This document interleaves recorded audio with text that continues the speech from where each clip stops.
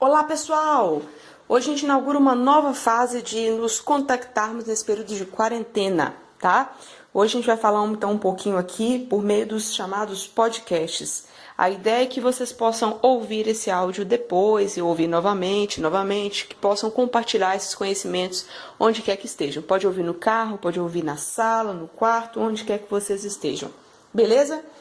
Bom, para a gente inaugurar então, né? A gente vinha falando, sexto ano, sobre os hominídeos, sobre a evolução dos primeiros homens que surgiram no continente africano e não basta apenas falar sobre as transformações nos corpos desses homens, não basta falar, por exemplo, apenas de onde eles vieram, para onde eles foram. A gente também precisa entender como é que a forma desses primeiros homens se alimentarem, né, modificaram também a forma como a gente vê a nossa alimentação nos dias de hoje. E para a gente começar, então, o nosso debate, eu gostaria de quebrar aquela ideia, né, aquele conceito que geralmente está ligado na cabeça de vocês, de que revolução necessariamente vai estar ligada a um confronto armado entre grupos rivais. O que significa dizer, então, que a palavra revolução, na verdade, está muito mais atrelada, muito mais ligada a uma grande mudança, tá bom?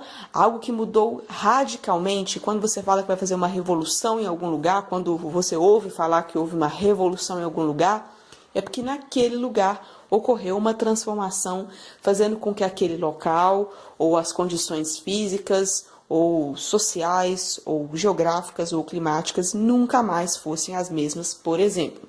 Beleza por aqui?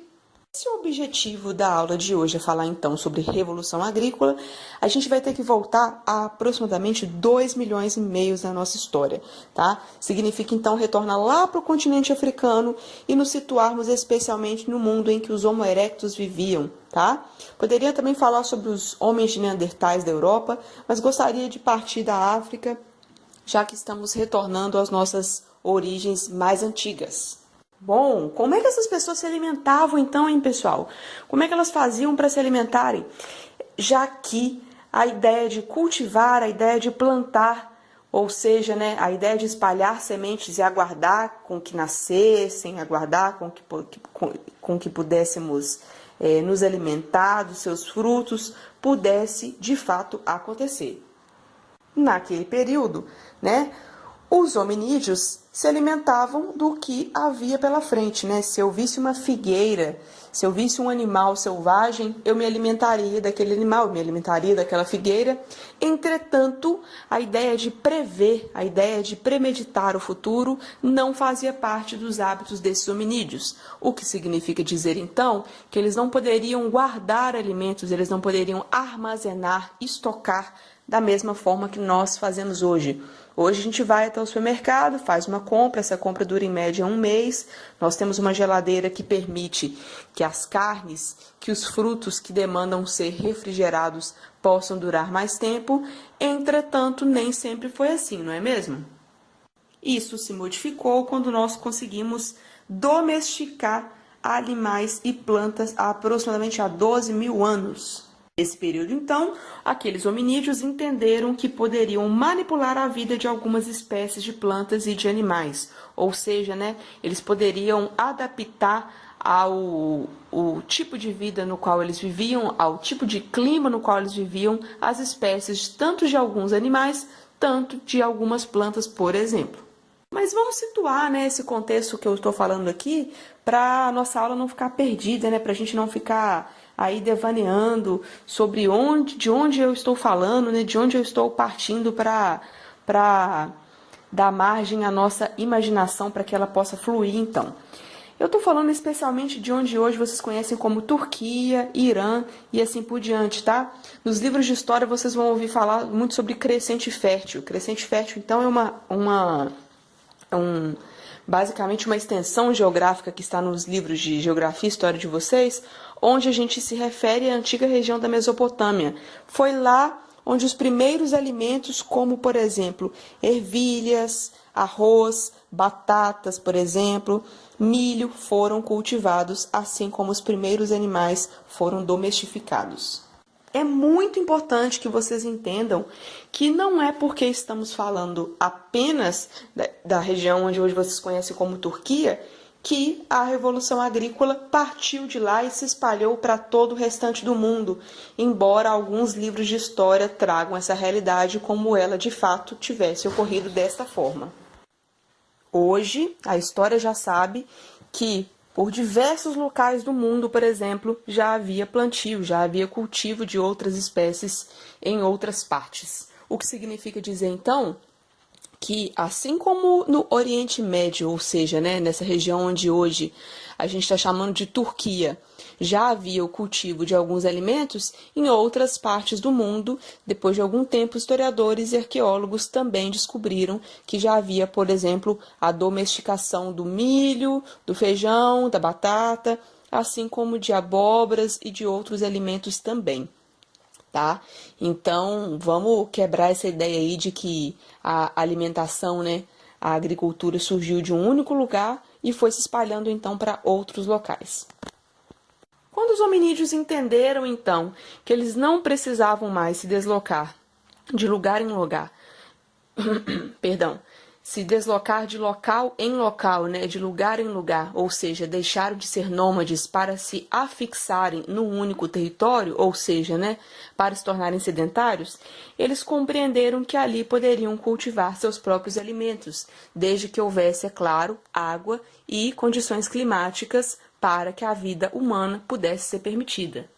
Desta forma, então, os hominídeos vão deixando de se tornarem exclusivamente coletores e caçadores para se tornarem agricultores.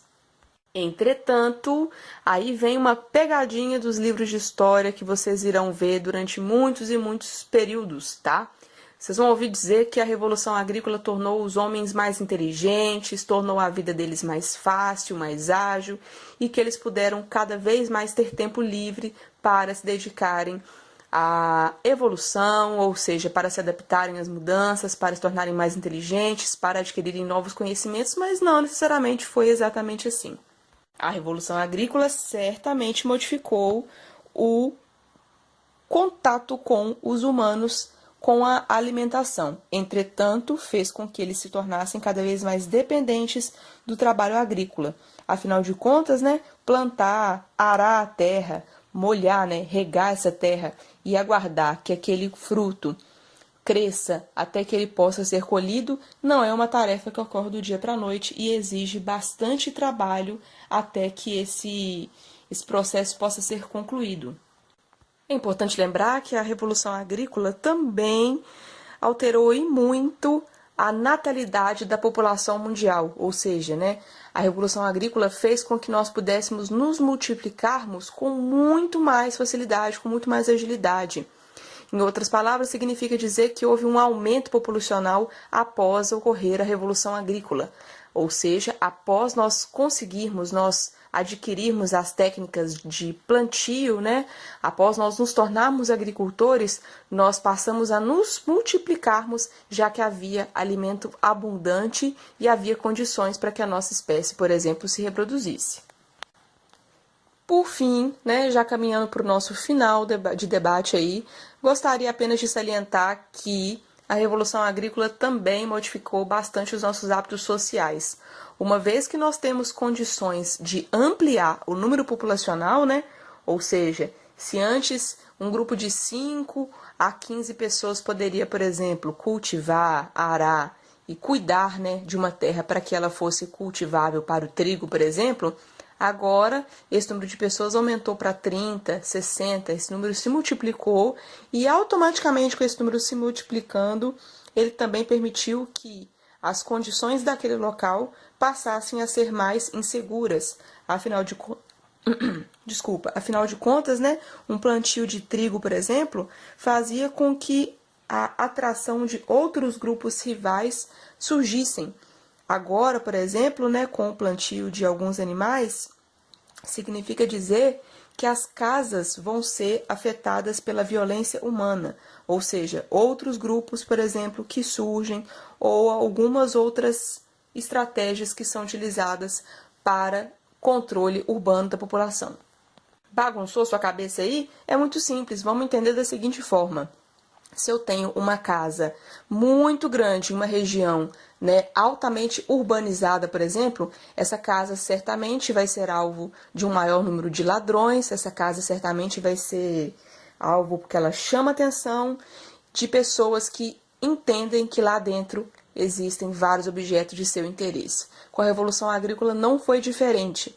Afinal de contas, nós tínhamos pessoas, né, que já possuíam casas, que já possuíam plantações estruturadas e, obviamente, um grupo humano que ainda não possui uma casa estruturada e uma plantação de trigo ou de algum outro cereal que já está em andamento, né, pegar, usufruir daquele local é bem mais fácil do que começar um novo, tá?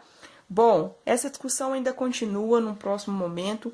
Por hoje é só. Hoje eu só gostaria de falar sobre como os nossos hábitos alimentares surgiram, especialmente os hábitos agrícolas, onde eles surgiram e aproximadamente em qual período. Então, hoje a gente falou um pouquinho sobre a Revolução Agrícola, que aconteceu há mais ou menos 12 mil anos atrás, especialmente onde hoje vocês conhecem como Turquia e onde a gente vai ver nos livros de história como Mesopotâmia e também vai ouvir falar com o nome de Crescente Fértil. Um beijo, pessoal. Até mais. Por hoje é só. Fico por aqui.